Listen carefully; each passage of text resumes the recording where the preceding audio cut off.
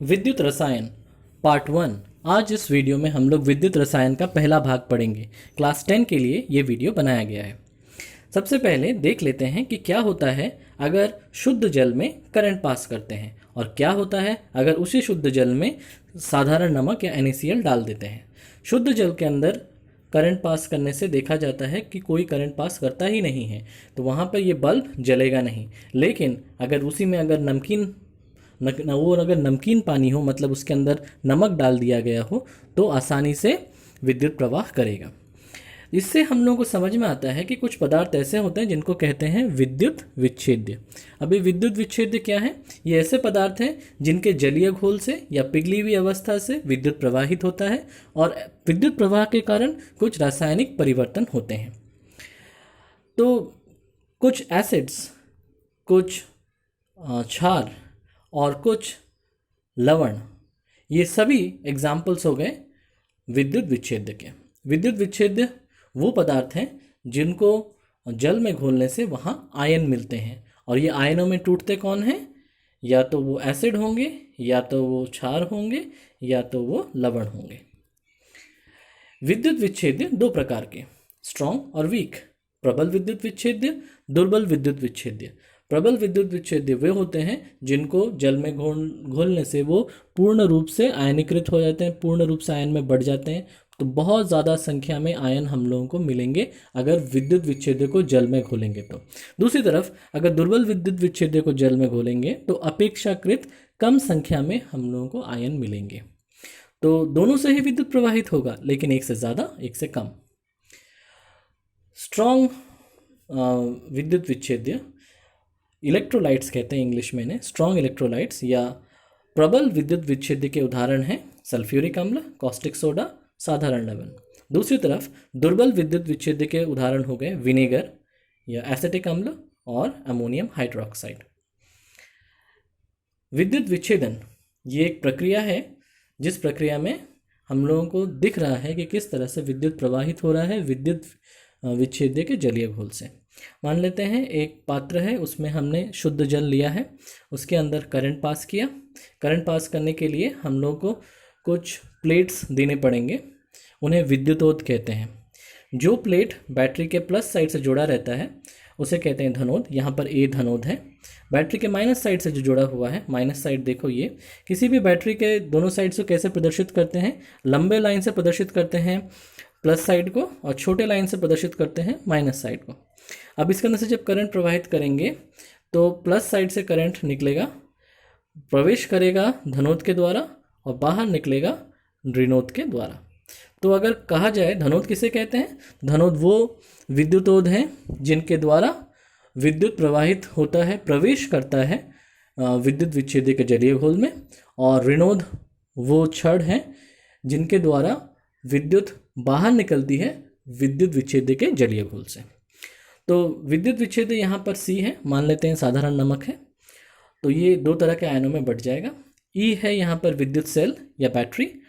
V है voltameter, मतलब वो पात्र जिसके अंदर विद्युत विच्छेदन की क्रिया संपन्न हो रही है। देखो ये रेड एरो प्रदर्शित कर रहा है कि करंट हमेशा बैटरी के प्लस साइड से बाहर निकलता है। अगला है NaCl का विद्युत विच्छेदन, एग्जाम के लिए बहुत इंपॉर्टेंट। शुद्ध जल और NaCl का मिश्रण, इसमें अगर करंट पास करेंगे तो बेहतर रूप से प्रवाहित करने के लिए हम लोग कुछ स्पेशल रॉड्स, छड़ या प्लेट्स देने पड़ेंगे जिन्हें विद्युतोद कहते हैं। A हो गया धनोद, B हो गया ऋणोद। A धनोद इसलिए क्योंकि वो बैटरी के प्लस साइड से जुड़ा हुआ है, B ऋणोद इसलिए क्योंकि वो बैटरी के माइनस साइड से जुड़ा हुआ है। अब देखो करंट इस तरफ से निकलेगा और इसमें करंट प्रवाहित करने के पहले ही, क्योंकि जल में घोल दिया है, तो दो तरह से आयनों में बढ़ जाएगा। Na प्लस बटेगा NaCl बढ़ जाएगा Na प्लस, यह है धनोद, Cl माइनस, यह है ऋणोद। इन दो तरह के आयनों में बढ़ जाएगा। अब क्या प्रतिक्रिया होगी? पहले तो जो धन आयन है, प्लस आयन है, वो माइनस विद्युतोद या ऋणोद की तरफ आकर्षित होगा, और जो ऋण आयन है वो धनोद की तरफ आकर्षित होगा। तो प्रतिक्रिया इस तरह से है कि धनोद पर ऋण आयन आएंगे। ऋण आयन का मतलब है माइनस चार्ज वाले आयन। माइनस चार्ज वाला आयन यहाँ पे कौन सा है? Cl minus.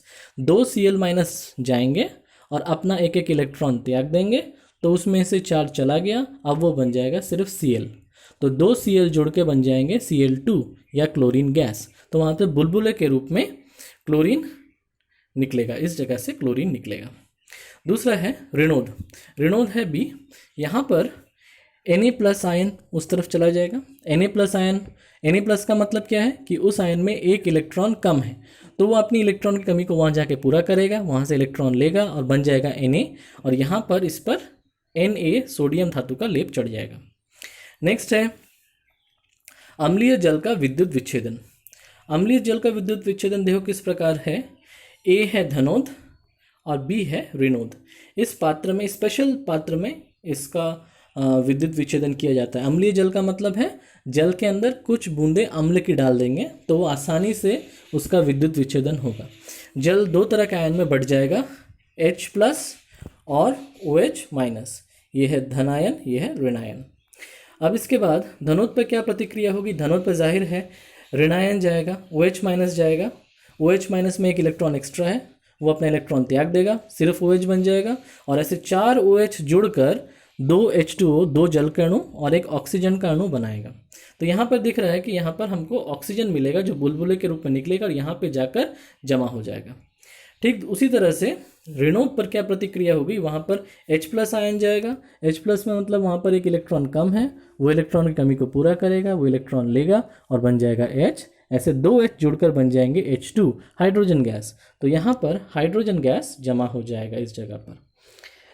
चित्र से देखने से स्पष्ट है कि 1:2 अनुपात में ऑक्सीजन तथा हाइड्रोजन का निर्माण होगा। मतलब जितना ऑक्सीजन होगा उसका डबल होगा हाइड्रोजन, क्योंकि H2O में दिख रहा है कि 2 हाइड्रोजन है और 1 ऑक्सीजन। तो यहाँ पर अगला है कॉपर सल्फेट का विद्युत विच्छेदन। एग्जाम के लिए बहुत इंपॉर्टेंट। देखो कॉपर सल्फेट जो है CuSO4, इसको जल में घोलने से 2 तरह का आयन बनता है, एक Cu++ और एक SO4-। यहाँ पर इस पात्र में हम लोग 2 विद्युतोद लेंगे, एक धनोद और एक ऋणोद। दोनों ही कॉपर के ही बने होते हैं, तांबे के बने होते हैं। A धनोद, B ऋणोद। करंट पास किया। करंट पास करने से धनोद पे क्या प्रतिक्रिया होगी। धनोद पे चला जाएगा ऋणायन, SO4- उस तरफ जाएगा।